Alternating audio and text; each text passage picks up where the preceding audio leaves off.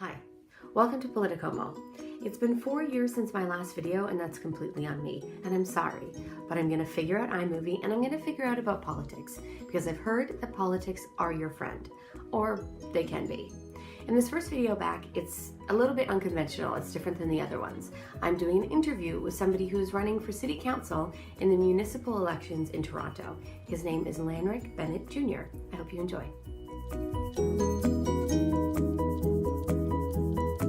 Welcome to PolitiComeau.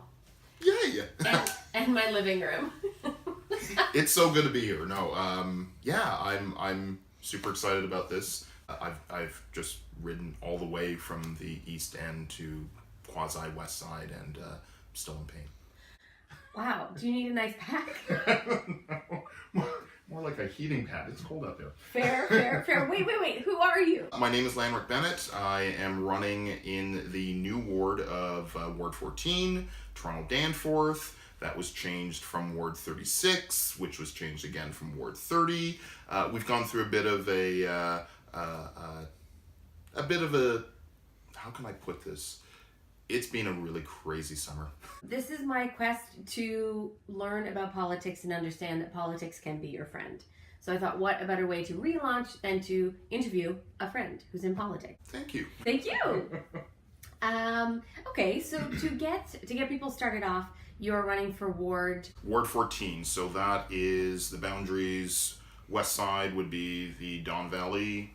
East side would be Coxwell. The northern border is just a bit above Coxwell, and then we've got the lake as our southern border. So about 106,000 people I'd be representing. Amazing. Yeah. Stopping. Actually, just so you know, you're reflected above his left shoulder in the map of Crete. You can kind of see your face. It's like that. Yeah. Goes. Over the other side. Right there? Over his right shoulder. Oh, this one. Oh, that is hilarious. Yeah. So just so you know, recorded. Crete. Because you live in Greektown. Oh, right. Yeah. So that's good. That's really good. Let's pretend that the viewers don't know a thing about Toronto politics. What would be the top 3 kind of general terms or facts that you would want them to know? Toronto politics is accessible. And I say that in the fact that you can go to just about any city hall-led meeting that's going on. City Hall is very open. Our community councils are very open. We want people to engage.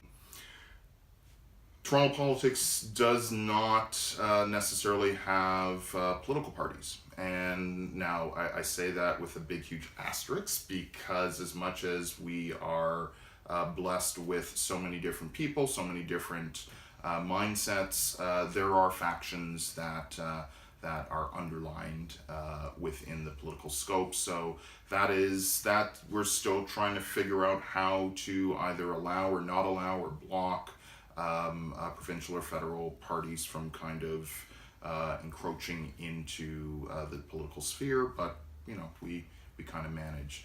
The third thing, it's free.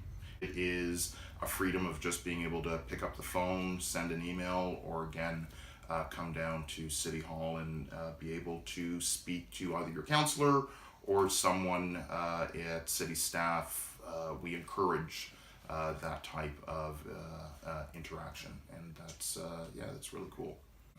Now let's move on to the other 3 Ps, which would be your platform. So what 3 things would you like viewers to know about your specific platform? You'd like to have a councillor that is more than just a photo op, more than just pushing paper. My platform allows for your councillor to evolve, to become more of an advocate for you as a constituent, as a resident, as a taxpayer. You want the ability to do more. I know I've got the do more button there, but hashtag do more. But it is one of the pillars of our platform is to do more for the residents and for the constituents. Another piece to that puzzle is the fact that I'm really big on safety. And that's safety on our streets, that's safety in our parks, that's the ability of designing our city and our little piece of Toronto Danforth to become more of a safe environment. I'm really big on protected bike lanes, and that has a lot to do with my daughter. I think the third thing, and this has evolved throughout the campaign, is the voice of seniors and youth. And it's a real dynamic when you knock on the door and you're talking to a senior citizen, or you're talking to an adult and they've got kids that may or may not, be of age to vote. And I'm really wanting to make sure that those two groups don't feel isolated. Now, the last 3 P's. Okay. Out of the 9 P's, this is the last P's. Ready. The 3 P's, I'm saying P a lot. Okay. It's all good. It's all good. What do you want viewers to know about you personally? What are 3 things that I want people to know about myself? I love libraries. I was really lucky enough to visit all 100 libraries across Toronto with my son. We called it Jack's Library Tour. The second thing is I love eating treats, and I got a lot of treats during this campaign. It's been awesome. It's still awesome. The danger in my treat obsession is the fact that I have a coconut allergy. What's a third thing that I just mentioned this in the kitchen. I'm a Doctor Who fan. Yes! Oh my God! How do you feel about the new Doctor? Have you seen her? I've only watched about 15 minutes of the new show, and I gotta tell you, I love it. And here's the thing. I have not been a fan of Doctor Who for a couple of seasons. I've been trying to work my way in. I'm older. I grew up with Tom Baker as my favorite Doctor, so no one has really hit that note. Mm-hmm. It's a scarf. It really is a scarf. It makes it all. But our new Doctor, she's cool. I just love it because I know they deal with stuff. Oh, we're on a tangent now.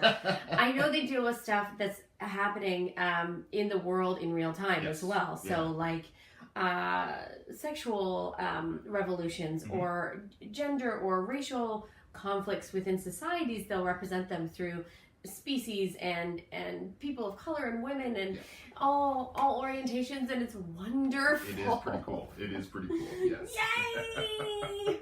Oh, the interview's over. We're just gonna talk about Doctor Who now. This is amazing. Okay. So, normally when I'm learning about things, if I don't know, if I have questions about myself or the world at large, sometimes I will call my mother. So,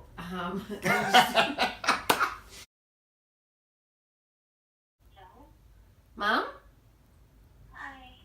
Hi, good morning. If you could ask Lanrick Bennett, who's running for City Council in the Danforth area, anything, what would it be? Anything at all. Hold on a sec. I gotta get my coffee. Since I don't live there, I would probably say,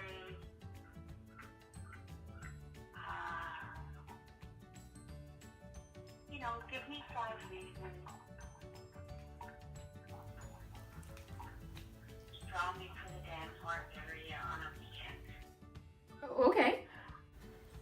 And aside from the food, that I already know. Oh, okay. Okay. Do you want me to? Good morning, Wendy. How you doing? Oh, good morning. This is Lanrick Bennett.